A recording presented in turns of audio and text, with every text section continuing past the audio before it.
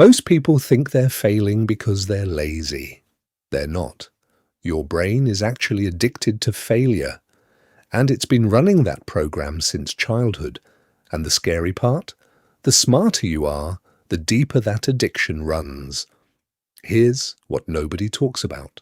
Every time you quit, every time you scroll instead of study, every time you say, "I'll start tomorrow," your brain doesn't feel guilty.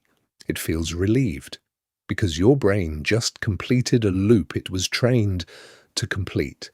And today, I'm going to show you exactly why that happens and the science-backed method to rewire it permanently. Here's the first truth. Your brain has one core job, and it's not to make you successful. It's to keep you safe. Deep inside your brain sits a structure called the amygdala. It's your threat detector. And here's the problem. It can't tell the difference between a lion chasing you and a blank Google Doc staring at you. To the amygdala, both feel like danger. So every time you sit down to work, study, or build something meaningful, your brain fires a stress signal. Cortisol rises, your body tenses, and your mind starts looking for the exit. That exit is your phone. That exit is food. That exit is Netflix. And every single time you take that exit, your brain learns one thing. Escape works. That's the addiction. Not laziness, a reward loop your brain built to protect you. Now, here's where it gets dangerous. Every time you repeat a behavior, your brain wraps it in something called myelin, a fatty sheath around your neurons that makes that pathway faster and easier to access. Think of it like a dirt road that slowly becomes a highway. The first time you quit, that was a dirt road. The 50th time, your brain has built a 6-lane freeway straight to giving up. That's why it feels automatic. That's why it feels like just who you are. It's not who you are, it's just the road your brain paved. And roads can be rebuilt.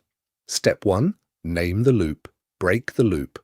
The next time you feel the urge to quit, pause for 10 seconds and say out loud or in your head, "My amygdala is firing. This is not danger, this is growth." This sounds simple. It is. But neuroscience calls it cognitive labeling, and it literally reduces amygdala activation by up to 50%. Naming the fear shrinks it every single time. Step 2, the 2-minute rule, but smarter. You've probably heard, just start for 2 minutes. But here's what nobody tells you about why it works.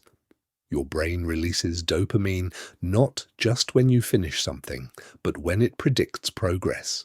So when you start, even for 2 minutes, your brain updates its prediction. It says, "Oh, we're doing this.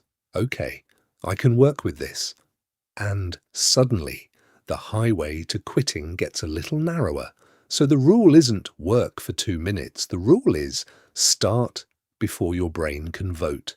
Step 3, engineer tiny wins daily. Remember myelin?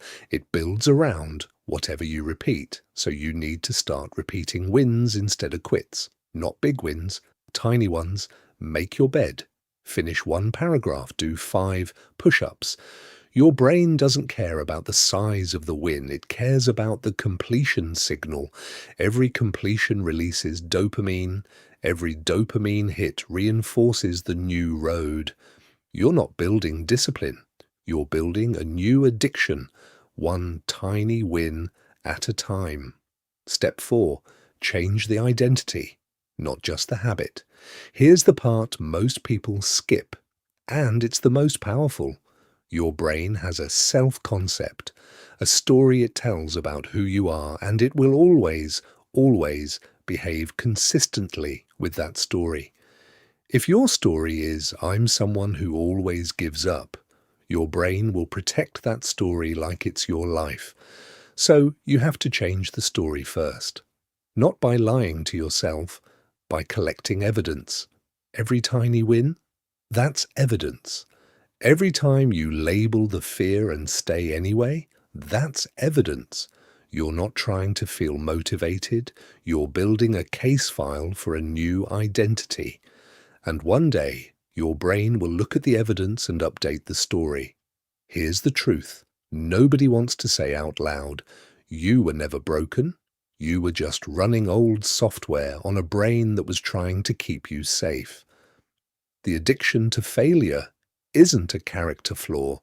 It's a survival program that outlived its usefulness. And now, you have the tools to rewrite it. One label, one start, one tiny win, one piece of evidence at a time. Because the brain that learned to fail is the exact same brain that can learn to be unstoppable. You just have to give it a new road to drive on. If this hit different, like this video, it genuinely helps more people find it. And subscribe, because next week we're going deep on why your morning routine might actually be making you less productive. Science-backed, no fluff. See you there.